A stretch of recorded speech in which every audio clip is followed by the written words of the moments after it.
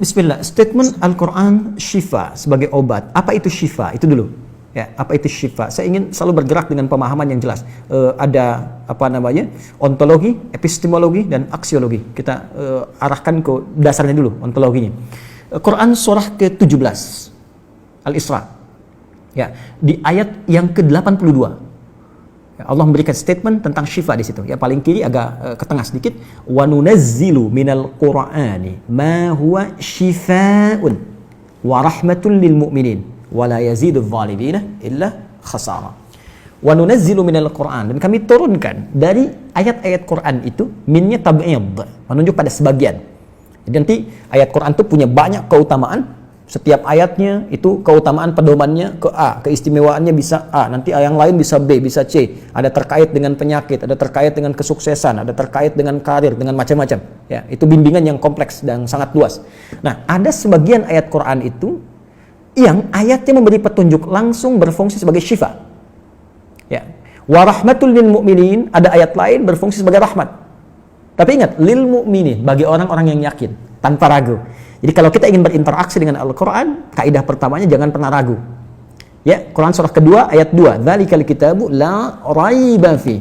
Semua isi Al-Quran akan jadi petunjuk hudan lil muttaqin, bagi orang takwa, syaratnya la raiba fi. Jangan ragukan sedikit pun. Anda ragu, Anda tidak mendapat manfaatnya. Oke, sekarang kita kembali. Apa itu syifa? Syifa sering diterjemahkan dengan obat. Ya, penawar. Syifa sesungguhnya punya arti yang lebih luas. Ya, obat itu di dalam Al-Quran, bahasa diksi Al-Quran, juga hadis, bahkan standar bahasa Arab biasa, itu setidaknya punya dua ya, diksi dari dua kasus yang terjadi. Ya. Satu begini, jika penyakit ya, yang butuh obat, penyakitnya itu berupa penyakit fisik saja, secara fisikal. Misal, saya katakan misalnya sakit gigi, fisik ya, fisik saya yang kena. Kemudian sakit perut, sakit kepala. Itu penyakitnya disebut dengan daun. Daun. Oke? Penawarnya, obatnya disebut dengan dawaun. Ini. Baik kan? Ya. Karena itu ada kalimat begini yang disandarkan pada Nabi SAW, likulli da'in dawaun. Di setiap penyakit fisik itu mesti punya keyakinan pasti ada obatnya. Tas ya? Nah, yang kedua, ada jenis penyakit terkait dengan fisik juga, tapi sudah melewati batas-batas dawa. Jadi ini menggunakan obat medis standar, ya, ini susah. Bahkan sebagian mengatakan, dokter mengatakan, wah ini nggak bisa nih, udah give up gitu kan? It's impossible, ini nggak mungkin, ya. Jadi sudah give up di sini, ini udah nggak memungkinkan. Nah. Atau yang kedua, penyakitnya tidak terkait dengan fisik secara langsung, tapi ada yang terkait dengan aspek-aspek psikal, ya. Secara psikologis, penyakit hati, iri hati, dengki, dan dendam, dan itu juga berpengaruh kepada fisik, tapi sudah melampaui batas fisik. Orang iri hati kan fisiknya terganggu, kayak enak makan, kan? Ya, pusing, tidur, bahkan tidur pun masih nggak enak, ngigonya juga masih dengki juga, gara-gara kamu nih tidur, masih keluar kalimat itu, ya, nggak enak kan? Dan nggak mungkin berobat mencari dawa, nggak mungkin. Ya, silahkan cek ke rumah sakit, ada poli dendam, poli iri hati, nggak mungkin. Ya, yang ada poli gigi, poli mata, kan? Ya, poli iri hati, poli dendam, nggak ada, poligami nggak ada di rumah sakit. Anda nggak mungkin menemukan itu. Ya, nah, maka penyakit yang lebih lekat kepada aspek non fisik itu seringkali diistilahkan oleh Al-Quran dengan kata marad namanya, maradun. Ya, penyakit hati. Karena itu ketika Allah menyifati orang munafik yang hatinya bermasalah, Allah tidak menyebutkan kata daun, tapi menyebutkan kata marad. Silahkan cek di Quran surah kedua Al-Baqarah ayat 10. Fi qulubihim marad. Ya, di dalam hati mereka ada penyakit. Hati yang di sini bukan hati fisik ya. Ya, tapi sumber kehidupan kita. yang ditetapkan oleh roh. Nanti ketika fisik itu mulai sempurna selama 4 bulan jadi mudghah.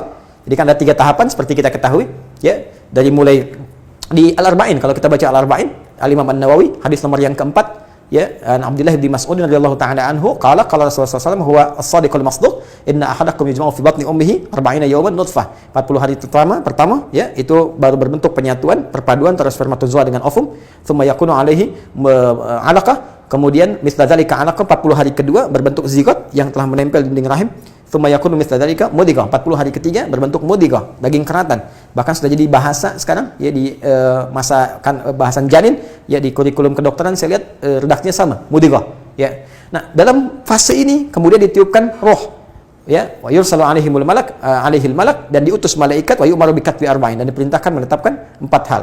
Nah, saat ditiupkan roh ini, itu terjadi kemudian penyatuan antara fisik dengan roh. Itu ada di Quran surah ke-15, ya, ayat ke-28. Ya, wa idz qala rabbuka lil malaikati inni khaliqun basyara min salsalin min hama'in masnun fa idza sawaituhu wa nafakhtu fihi min ruhi. Jadi roh masuk ke dalam jasad seseorang, ya, ke dalam fisik seseorang. Ketika sudah masuk, dia bisa bernafas, kan? Ada kehidupan, unsur kehidupan. Karena itu nafas terambil dari bahasa Al-Qur'an. Jadi begitu kemudian sudah masuk roh ke dalam jiwa, menjadi nafas namanya, berubah dari roh jadi nafas. Ya, maka dia membawa 2 potensi. Ya, ada fujur, ada takwa. Di Quran surah 91 ayat 7 sampai 10. Wa nafsi wa ma sawwaha fa alhamaha fujuraha wa taqwaha. Jelas, ya? Maka wa nafsi wa ma sawwaha, jika roh sudah masuk ke dalam jiwa jadi nafas, dan disitulah manusia bisa bernafas. Tapi jangan lupa, dia membawa 2 potensi. Ada potensi kebaikan, takwa, ada katalis kebaikan. Saya tidak mengatakan yang buruk. Itu katalisnya. Jadi lawannya langsung. Yaitu jujur, lawannya dusta. Ya, marah, lawannya sabar. Yang sabar itu takwa, jujur itu takwa. Yang marah, yang sombong, yang bohong, itu namanya fujur. Itu katalisnya. Di Allah menciptakan sifat marah, bukan ingin membuat Anda pemarah, tapi ingin kemudian memacu supaya yang sabarnya muncul. Sebab kalau nggak ada marah, bagaimana bisa ada sabar? Itu cara membacanya. Nah, di sini terjadi pergolakan. Ya. Apa kaitannya dengan ini? Orang-orang yang tidak bisa mengendalikan sifat takwanya dan tidak menjadikan sifat fujurnya sebagai katalis, tapi diikuti menjadi dominan, maka jadi penyakit di hatinya. Itu yang disebutkan dengan marad namanya. Ya, itulah yang memunculkan penyakit riya, pamer, gitu kan? Sum'ah, ingin didengar orang, sombong turunannya, ya, kemudian dendam dan sebagainya. Ini marad. Marad ini dan penyakit yang sudah melewati batas fisik, kalaupun terkait dengan fisik, nggak ada obatnya dari dawa. Yang ada hanya syifa. Syifa. Maka jika ada orang tertentu yang terkena penyakit fisik yang sudah di luar batas dawa, yang medis misalnya udah nggak bisa nih, ini nggak mungkin, maka beralihlah dari dawa ke syifa. Ini yang pernah dilakukan oleh Nabi Ayyub alaihissalam. Ketika diuji dengan penyakit, Allah contohkan langsung supaya kita bisa meniru. Bukankah ayat ini turun ketika Nabi diuji dengan penyakit? Ya, supaya memohon kepada Allah. Jadi kan Nabi Ayub kan divonis dengan penyakit yang tidak pernah diderita oleh orang sebelum beliau, tidak akan dirasakan oleh orang setelahnya. Yang paling menarik apa yang dilakukan? Ketika semua mengatakan nggak mungkin, lalu turun kemudian gambaran dari Allah. Quran surah ke-21 ayat 83 sampai 84. Wa ayyuba, pakai fathah loh, bukan dhamma, bukan kasrah. Ya, fathah itu menunjukkan sesuatu di masa lalu untuk dibuka bagi orang di masa depan. Ya, fathah itu dibuka. Itu ilmu lughahnya. Saya spesialisasi di bahasa Arab. Jadi di antara makna itu fathah, kenapa ada fathah, ada dhamma, ada kasrah, itu ada maknanya. Wa ayyuba, dan kami buka kisah Ayub di masa lalu sebagai inspirasi untuk orang di masa depan. Idnada rabbahu anni masanni yadhurru wa anta arhamur rahimin. Ketika beliau mulai meninggalkan opini manusia dan mulai kembali kepada Allah dengan sangat kuat untuk spesifik memohon kesembuhannya. Ya Allah, penyakit ini sudah mengganggu saya. Untuk ibadah, itu poinnya. Untuk ibadah. Jadi ternyata kalau ingin disembuhkan dengan cepat, arahkan kesembuhan itu untuk niat kita beribadah. Kalau cuma pengen sembuh saja, jangankan Anda yang belum beriman pun kalau sakit pengen sembuh. Terus Anda tujuannya apa dari kesembuhan itu? Kalau cuma pengen minta dunia, apa dengan sakit belum cukup menjadikan Anda ingat Allah? Maka arahkan permohonan itu untuk kesembuhan supaya punya niat ibadah. Ya Allah, saya pengen sholat lagi. Ya Allah, saya pengen ke masjid lagi, pengen tahajud lagi. Mohon ya Allah, penyakit ini sudah mengganggu saya tahajud, saya pengen sholat lagi. Wa anta arhamur rahimin, sedangkan engkau yang paling sayang kepada saya. Kalau yang maha penyayang saja tidak menyembuhkan saya, kepada siapa lagi saya mesti memohon? Nah, tahu apa yang terjadi? Begitu kalimat itu muncul dengan penuh kekuatan, keyakinan, visi yang benar, memanggil Allah dengan panggilan yang sangat halus, lembut, ya, terasa ke dalam jiwa, Maka jawabannya tidak menunggu lama. Fastajabna lahu fakashafna ma bi min dhurrin wa atainahu ahlahu mithlahu ma'ahum rahmatan min indina wa dzikra lil 'abidin. Lihat ujung ayatnya. Kami langsung sembuhkan penyakitnya. Kami singkapkan semua rasa sakitnya. Kami kembalikan semua yang dia rasakan rugi. Biaya obatnya diganti dengan rezeki yang lain, kesulitannya dihilangkan, datangkan dengan yang lebih baik. Dan yang paling dahsyat lihat ujung ayatnya. Wa dzikra lil 'abidin. Kami jadikan inspirasi, pengingat bagi hamba-hamba Allah yang soleh, yang diuji dengan penyakit yang serupa, maka amalkan amalan Ayub untuk mencari syifa. Ya, maka ini ikhtiarnya. Termasuk syifa, bisa mengobati penyakit hati. Nah, lalu sekarang apa terapannya? Karena disebutkan ada ayat-ayat Quran berfokus sebagai syifa. Ya, ini yang digunakan sebagai zikir diantaranya. Apa itu? Tadi saya sampaikan Al-Fatihah. Ya, itu lengkap. Al-Fatihah itu disebut syafiyah. Surah syafiyah, surat penyembuh. Silakan Anda buka semua kitab tafsir. Di antara fadilah surah Al-Fatihah, kisah pertamanya adalah kisah seorang kepala suku di Arab yang digigit kalajengking. Bayangkan, kalajengking Arab pada saat itu. Ya, dan sudah kena racun dan sulit, orang semua sudah give up, ini nggak mungkin. Ya, apa yang terjadi? Ditemukan sahabat Nabi, secara singkat diketahui, ditanya ada yang bisa menyembuhkan, mereka berkata Allah yang menyembuhkan, tapi kami bisa berikhtiar.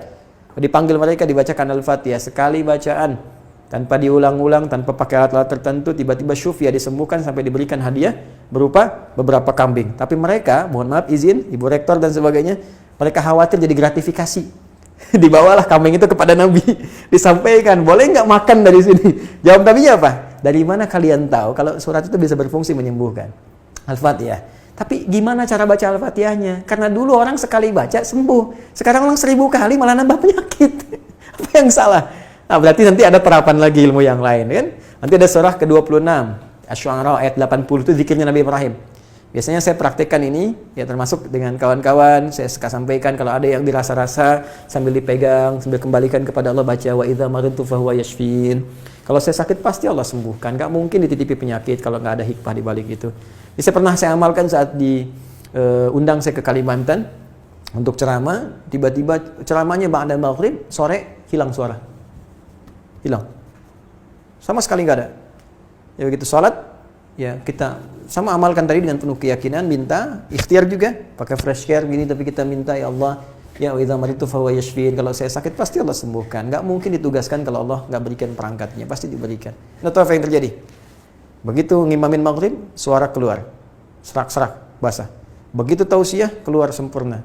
Ba'da isya nyambung, keluar sempurna. Habis ceramah, hilang lagi suara. Hilang lagi suaranya, supaya disuruh istirahat, gak banyak nanya orang gitu kan. Tapi itu menarik. Dan puncaknya tadi, Quran surah ke-21 ayat 83 sampai dengan 84. Tergantung kasusnya. Kalau di kasusnya misalnya kasus mohon maaf ya terkait dengan kehamilan, nanti ada lagi yang lain ayat-ayatnya ya. Misal di Quran surah ketiga ayat 38 sampai 39, nanti di Quran surah ke-19 menjelang persalinan dari ayat ke-25 sampai dengan ayat ke-26, nanti di Quran pas kalau sudah berkembang janinnya, ada di Quran surah ke-7 misalnya ayat 189 dengan doanya dan turunan lainnya. Bahkan bisa diamati teman-teman yang di SPOG misalnya atau di kebidanan, ada nanti ayat-ayat spesifik Quran surah ke-22 ayat yang kelima, ya ada di Quran surah ke-23 Al-Mu'minunnya ya ayat 11 sampai 13 itu lengkap sekali. Kita bisa gali sampai ke situ. Itu yang kita maksudkan syifa. Jadi keluarkan ayat-ayatnya, tapi bukan sekedar dibaca, dalami isinya. Sehingga paham apa yang harus dilakukan. Karena di sini nanti ada konsep ikhtiar juga. Ikhtiarnya bagaimana, ya secara medisnya seperti apa, dan pertolongan kepada Allahnya bagaimana. Terakhir Nabi pernah datangi seseorang, dia minta disembuhkan. Ya Allah, ya Rasulullah, si fulan sakit, tolong sembuhkan. Kata Nabi, idhab ila tabib, pergi ke dokter. Kata orang ini, Anda kan Nabi, tinggal berdoa disembuhkan. Jawab Nabi sangat elegan. Pertanyaan orang ini bagus, Anda Nabi, berdoa dikabulkan, pasti. Tapi jawab Nabi sungguh elegan. Kata Nabi, kesembuhan itu dititipkan di tangan para dokter. Jadi Nabi ingin memberikan satu isyarat, Anda tetap ikhtiar. Karena tidak selamanya Nabi akan hidup. Ya, karena itu dokter-dokter mesti belajar. Saya menambahkan dokter-dokter yang bisa belajar dari Quran juga. Saya mengharapkan nanti ada dokter mata yang hafal, ya. Misalnya ayat-ayat tentang doa, ayat tentang mata, ya, riset tentang ayat-ayat mata, hadis-hadisnya apa, sehingga Anda bisa menerapkan resep-resep yang indah. Ya, waduh, kenapa nih dok, mata saya nih nggak bisa dikontrol nih, sakit. Kenapa? Saya kalau ngelihat tetangga beli kulkas sakit, kan nggak bisa dikasih obat tuh ya. Anda bisa kasih resep Quran surat sekian, ayat sekian, ayat sekian. Nah, itu yang banyak kejadian sekarang. Ya, orang matanya sehat tapi tidak bisa membedakan mana milik dia, mana milik orang lain. Demikian juga dengan yang lainnya. Itulah syifa. Wallahu ta'ala a'lam bishawab.